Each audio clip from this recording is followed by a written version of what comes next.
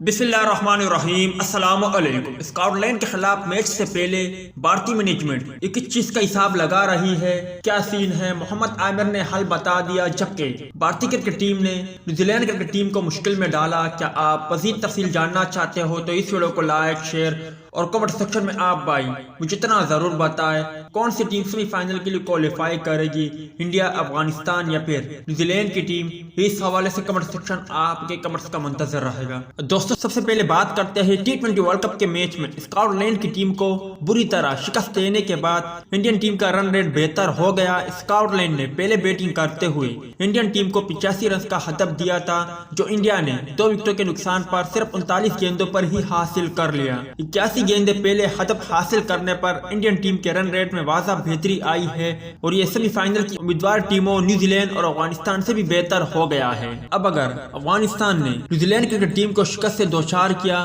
تو انڈیا کی team semi final کے لیے کوالیفائی کر جائے گی۔ دوسری جانب کچھ شائقین کرکٹر کہہ رہے ہیں کہ اسکاٹ لینڈ کے خلاف بھی انڈیا نے میچ فکس کیا ہوا ہے اور یہ جو تصویر گردش کر رہی ہے کہ یہ کس چیز کا حساب کتاب ہو رہا ہے۔ تو میرے بھائیو، اسکاٹ لینڈ کے خلاف میچ سے پہلے بھارتی مینجمنٹ پوائنٹ ٹیبل پر رن ریٹ کا حساب لگاتے ہوئے یہ تصویر واضح ہوئی ہے۔ اس وجہ سے مینجمنٹ کے اراکین حساب لگا رہے ہیں کہ کس طرح فتح حاصل کرنی ہے اور کتنی مارجن سے ہمیں فتح حاصل کرنی ہے۔ دوستو محمد عامر کی بات کریں تو عوام کافی پریشان ہے کیونکہ پیٹرول کافی مہنگا ہو چکا ہے، جس کا محمد عامر نے بھی آسان حل بتا دیا ہے۔ محمد عامر کی بات کریں تو انہوں نے کہا کہ پیٹرول کی قیمتوں کے اضافے سے پریشان نہ ہو، آپ نے کہیں بھی جانا ہے تو پیدل جائے، گاڑی کا استعمال نہ کرے۔ یہ پیٹرول کے مسئلے کا حل بھی ہے اور آپ کے صحت کا حل بھی ہے۔